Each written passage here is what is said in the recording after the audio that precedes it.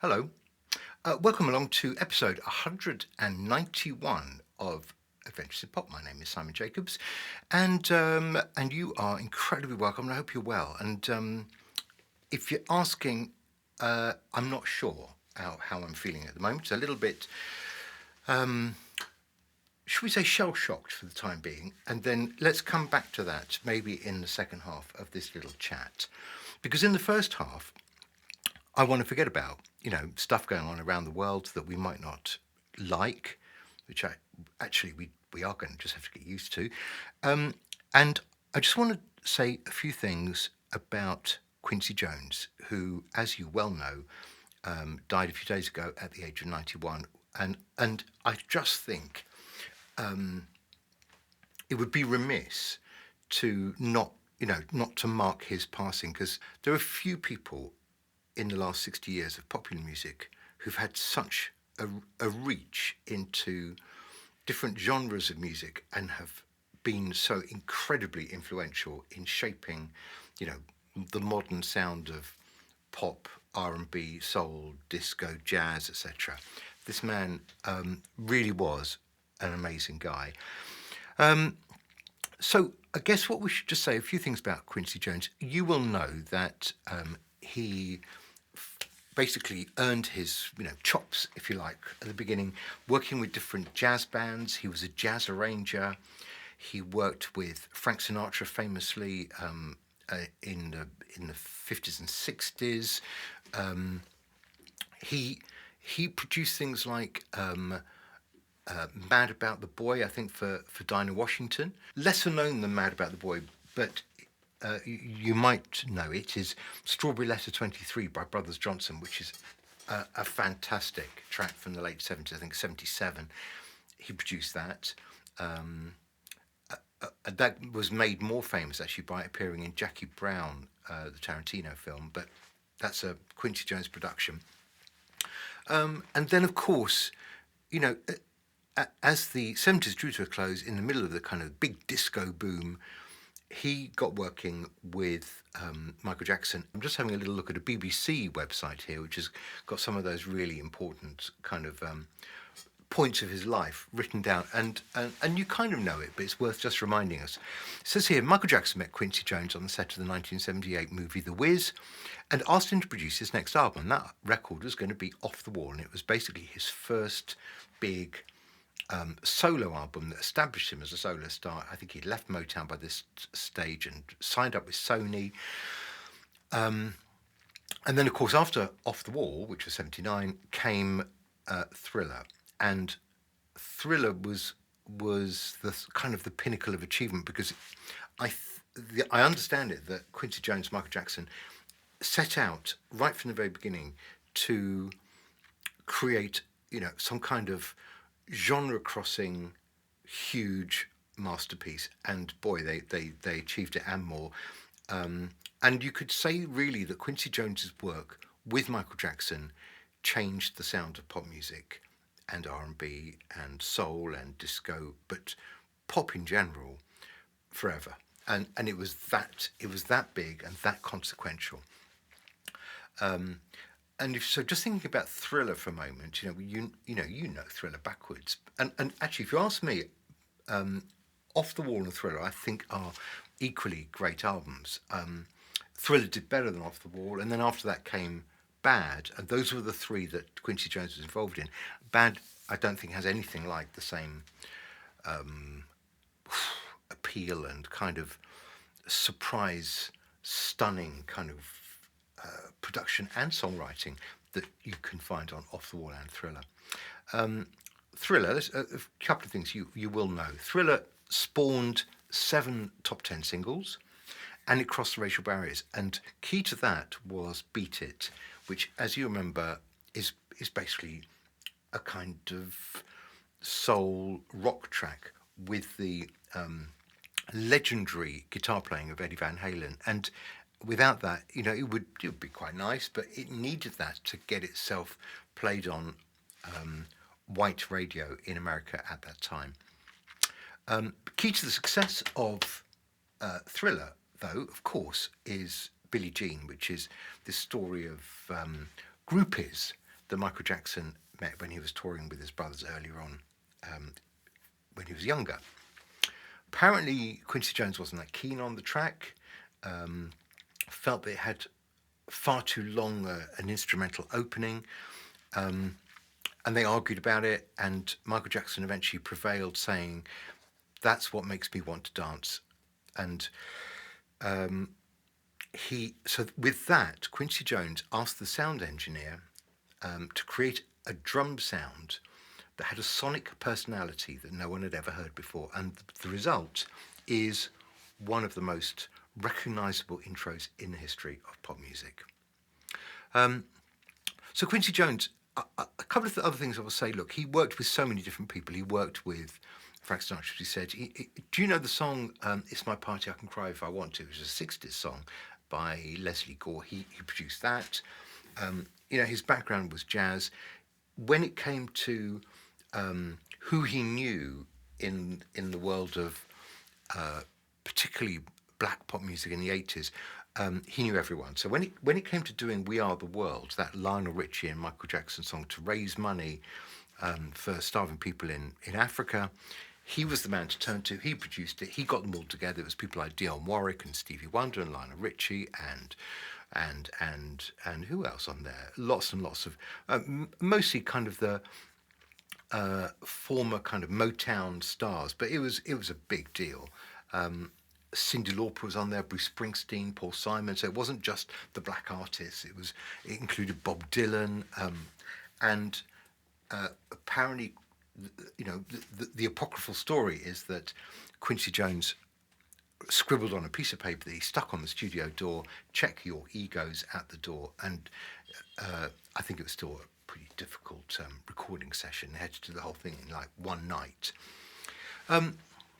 So he knew everyone. He was responsible for We Are the World, which isn't a great track, but in terms of being able to kind of just summon all the people, everyone who was anyone at that time, Quincy was the man to do it. And I'd just say one other thing, which is missing completely from this BBC article, and I haven't seen it really given enough weight, I think, which was at the same time as those fantastic Michael Jackson albums in the early 80s, he was making his own records. There were Quincy Jones albums, and some of those tracks on those Quincy Jones albums, and I think he won a couple of Grammys for those as well, quite outside of the work he was doing with other people. Some of those tracks are sensational, and I would draw your attention to Razzmatazz and my own personal favourite, I Know Corrida, which was written by a guy who was in Ian Dury and the Blockheads, British bloke from London, Chas Jankel, who wrote I Know Corrida, ended up on a Quincy Jones album, and it is sensational. So check out some of the, I think the Quincy Jones album that I'm most referring to is called The Duke. It's just come back to me now. I can picture the cover. Go check that out, as well as go back and listen to, Billie Jean or Don't Stop Till You Get Enough. I mean, these are sensational tracks, and he was a master of that. So, Quincy, thank you. Your legacy will live on for many, many, many years. Okay. I'm going to tread a bit carefully around this because otherwise, YouTube gets a bit antsy. But some things have gone on in America, which I guess have left me a little shell-shocked, and I make no bones about that. I was hoping for a different result. You won't be surprised to hear that. And it made me think, there's a couple of things. One is that next week I am going to release a single called Stir the Pot, and you can just guess who that might be about. And I timed it carefully. I didn't know what the result was going to be, but I just thought, irrespective of results, this is the right thing to record and put out at this moment. So that's next week.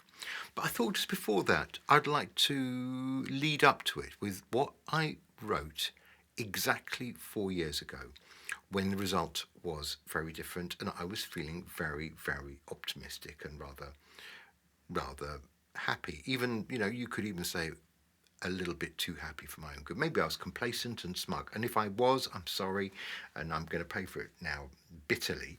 But 4 years ago,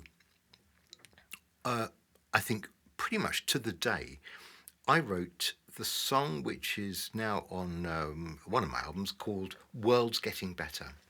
And I would urge you to check that out. Well, actually, I'll tell you what, I'm going to play it to you. I'm going to play you World's Getting Better with the video that was originally put out, because it, if you like, that is exactly where I was 4 years ago. And it's one of my favourite songs of mine that I've ever released, really. It does what I wanted it to do, which is sound at the same time, happy and celebratory, and at the same time there is a kind of weariness, a sadness that you kind of feel in it. It's like, we've come to the end of a long dark night, and now maybe there's going to be a sunny day. That's how it was 4 years ago, precisely 4 years ago. And maybe you should see World's Getting Better as part one, and Stir the Pot next week as part two. It becomes the follow-up, if you like, 4 years later. So I'm not going to say any more than that, but I would encourage you to, listen and enjoy. And when you've finished listening to World's Getting Better, please go and listen to Quincy Jones, and that will give you a real lift. Until next week, obviously I'm going to be talking next week about my new single, Stir the Pot. You probably can guess what that's about, and we'll do more of that next week. And thank you so much for sharing this time with me. I always appreciate it. See you later. Bye-bye.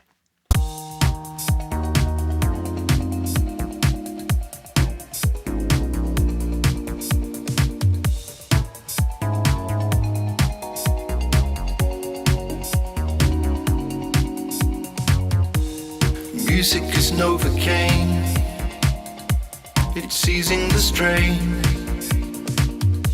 It makes me feel alive again. Rhythm is energy,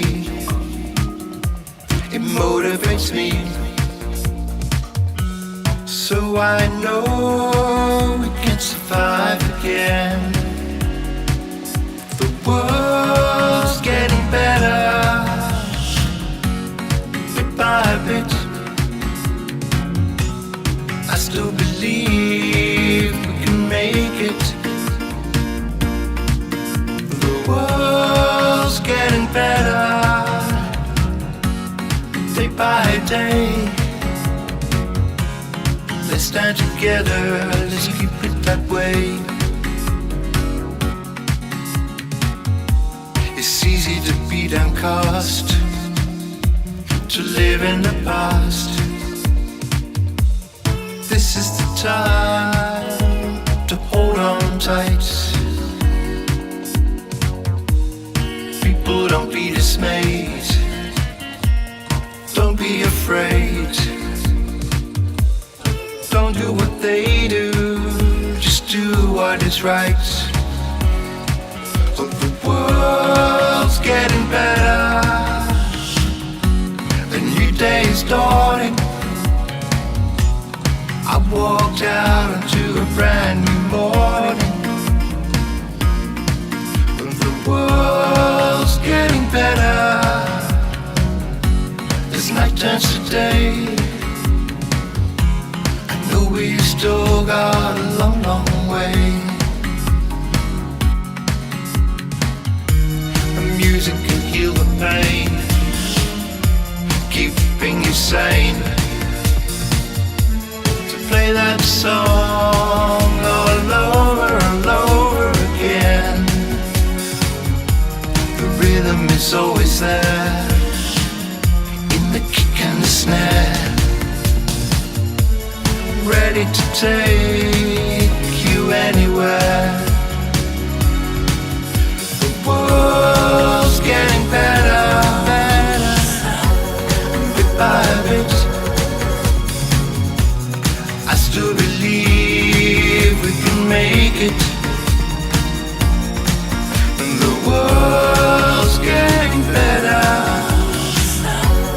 day by day. Let's stand together, let's keep it that way. Oh, the world's getting better, a new day is dawning. Let's walk out onto a brand new morning. The world's getting better as night turns to day. I know we've still got a long, long, long, long way. But the world's getting better.